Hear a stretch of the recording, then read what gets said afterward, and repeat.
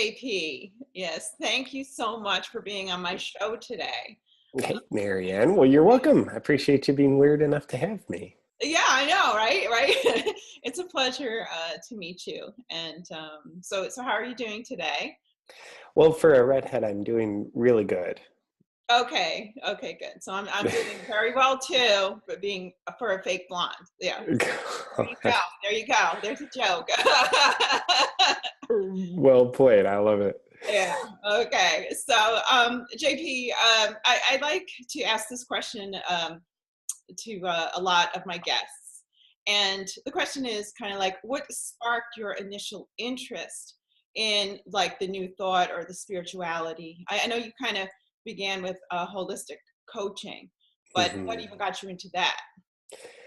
Yeah, I think what sparked my interest in the um, call it the spiritual world, the self-growth world, was my need for it.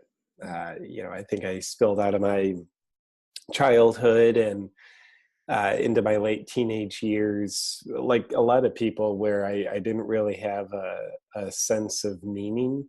Mhm. I definitely had a lot of the normal things in my head of like, I should do this, I should college, I should get job after that to Yeah. become someone. But that, as I started down that path, it didn't feel solid with a sense of meaning. So I think the lack of meaning had me close to a sense of emptiness inside of me. So I started searching. I wouldn't say that I knew what I was searching for. I don't even think I knew that I was searching, Hmm. but I was searching nonetheless for something more.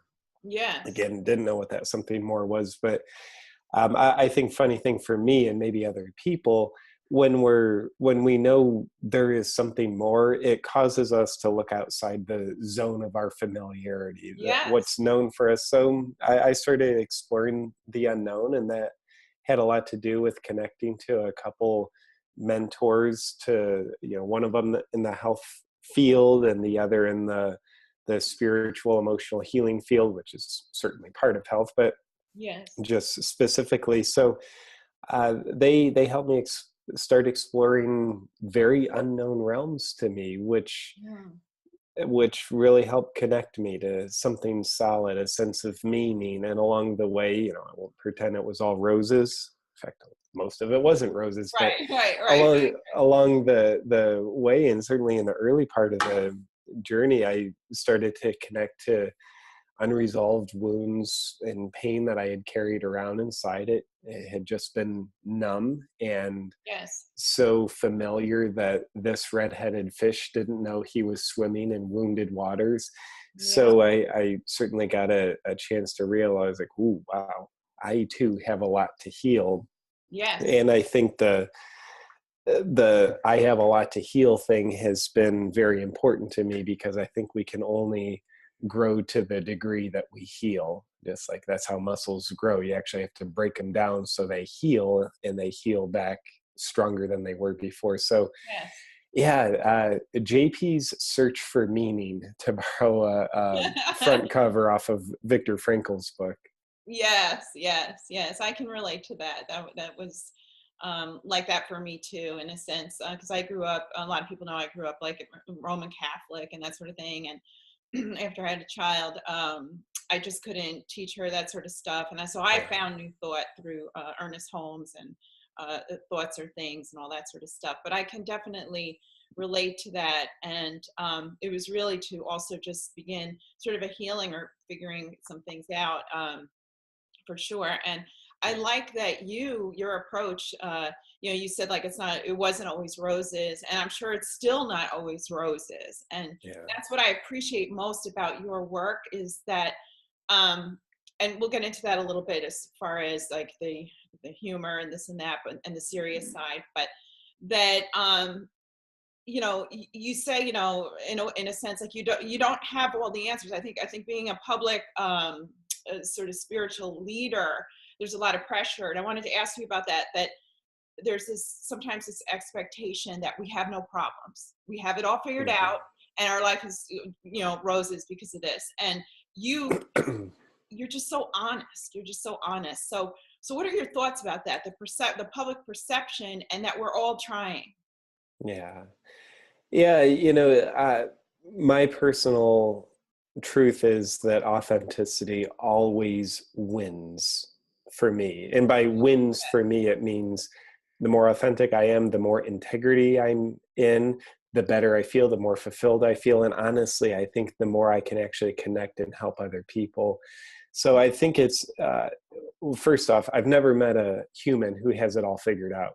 Right, I've right. met I've met plenty of people who pretend to have it all figured out. Exactly my point. Exactly So my point. some Yes. of them spiritual teachers, and others are just delusional. They're either Yes. delusional spiritual teachers or just delusional citizens. Yeah. Um, so I think it's very egotistical of us to put ourselves into a facade of pretending to have it all figured out. And I would dare say, leading from a place of ego is kind of like the opposite of being a spiritual teacher. And I went through a phase of that in my mid 20s. I started teaching classes and workshops, and yeah, I would admittedly pretend I had it all figured out. And that's called disconnection. It means Yeah. I have to disconnect from everything about myself that still needs work, which is most things, pretend it's not there in order to pretend that I'm something more than I am with other people. And I think anytime we try to pretend we're something more than we are, we come across as less than we are. I think I agree with that. yeah. And so, I think, I think people can connect to other people who have had similar circumstances and who still have their struggles. And I think when someone is sort of leading with an intention and agenda that says, let me gratify myself by feeling more significant than the people I help, I don't really think they put themselves in a place of connection, because people can't relate to Right. perfection. I mean, that delusional spiritual teacher can't even relate to perfection, but they're not in a place of perfection. From my delusional point Right. of view, Right. No, I they're in a understand. place of, Yeah. so yeah, it's really in a way selfish. Like, I want to feel more fulfilled and integrous by just like being honest, authentic, and real. And I think it's a horrible burden for anybody to place on themselves to have all the answers. And I think it's an incredible disservice for, along with that burden, for someone to pretend like they have someone else's answers. I think, Right. Right. if we want Yes. to teach people how to fish, it's a matter of empowering them to find their own answers and risk abiding by those answers, knowing that we never have a guarantee that this was the right answer. Yes. Yes. Yes. I agree with that, and I think that your work just kind of proves the point that spirituality is individual for everybody. I mean, you kind of, it's kind of humorous, or maybe quote make fun of things or whatever, but the very fact is that everyone is individualized, and they have an individual approach to these spiritual concepts that may help them, it may not, like you said. um, but I think that comes across in your work, that you're being authentic, and Oh, well, I appreciate you seeing it yeah, and that that's way. exactly what the connection is. So I wanted to discuss your unique blend of the humor and the more serious spirituality stuff.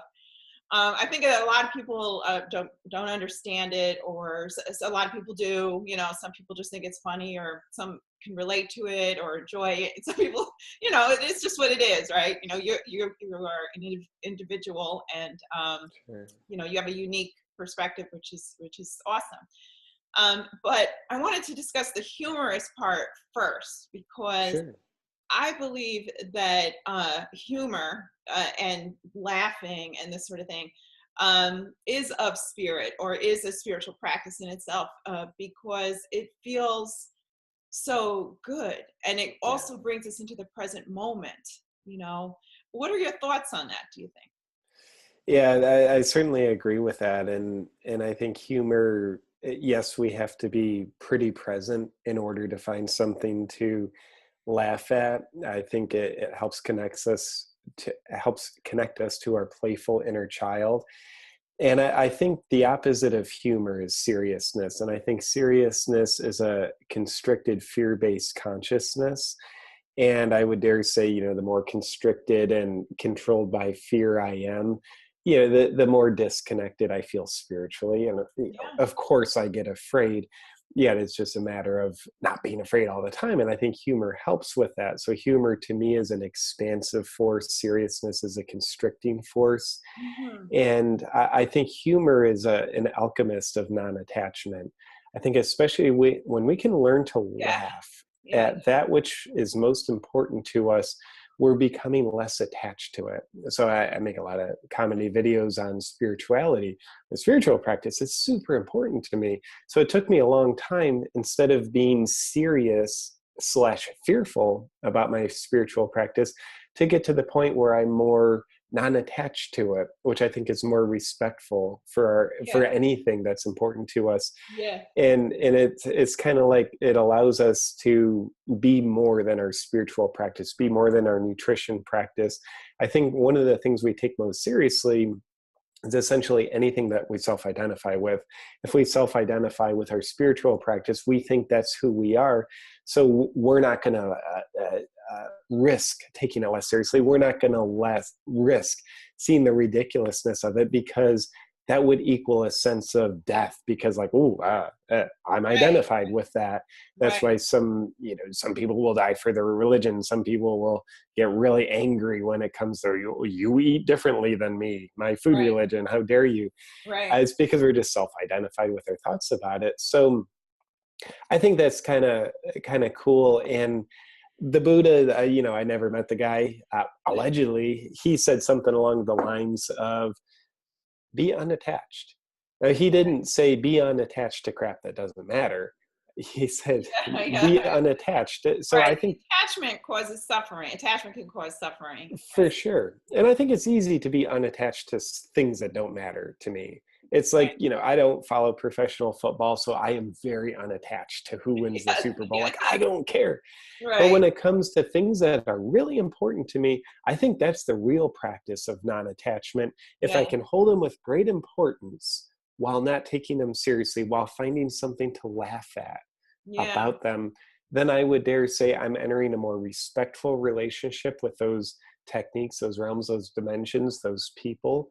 And I'm getting less attached and therefore less controlled by fear, I think.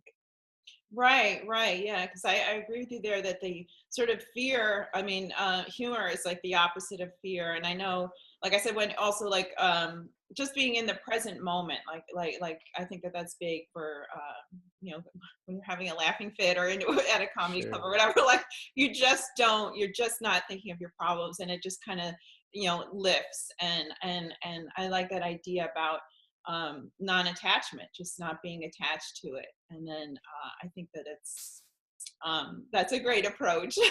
Yeah. Yeah. A piece of homework that I love to give to people, I could also call it an opportunity for activity, because I know a lot of us have defiant inner children who are like, oh, homework, I'll definitely not do Right, that.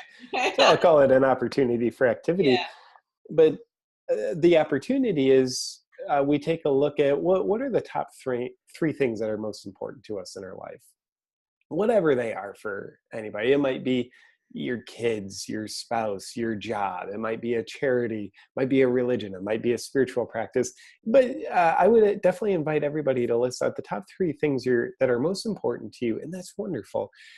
But the second part of the opportunity for activity is find something to laugh about with Yeah. each of those three things. In other words, see the ridiculousness of it. And Yeah. I don't mean ridiculous in a bad way. I mean Right. ridiculous in an expansive way beyond the normal one-dimensional view that we might have of those things. So I think we become much more successful at integrating the alchemist of humor and the levity of it into our lives when we can figure out what's most important to me and what is at least one thing I can laugh about Right. with each of those aspects. Right, right. And thinking about this, it kind of could bring a sense of peace around it, just because it's just not so serious and it's important or whatever, but to be able to laugh at it, I think brings a sense of peace as well to it. Yeah, So it's I just agree with that. wonderful. But believe it or not, we're almost out of time. Well, And you believe in time, I know, Maryann. You're I know, not I very know. present So, right right. So, well, then don't believe it. Don't believe it. But right. But I do not want to miss this opportunity for you to let the viewers know how or where they can sort of connect with you and about any of your latest projects. Yeah, well, a great easy place to connect with me is on social media: Facebook, YouTube, Instagram. All my social media handles are Awaken with JP. Mhm. And one of my exciting new projects, I have a private membership community where we're all looking to grow more while having fun doing it. And we're doing exclusive episodes. So if people care to check that out, you're welcome to go to awakenwithjp.com/subscribe. And that'll be my private membership community. Cool. Yeah, that sounds like fun. That sounds great. I'm having a blast with it for Yeah, sure. I'm sure. I'm sure. Well, thank you so much. It was a pleasure to speak to you and a pleasure to meet you. And just have a blessed day, JP. Thank you. Thank you, Maryann. That's great advice. I'll do my best on that. And I really appreciate you for having me on one of your wonderful offerings for the world. So Yeah, thank you, thank you. Maryann.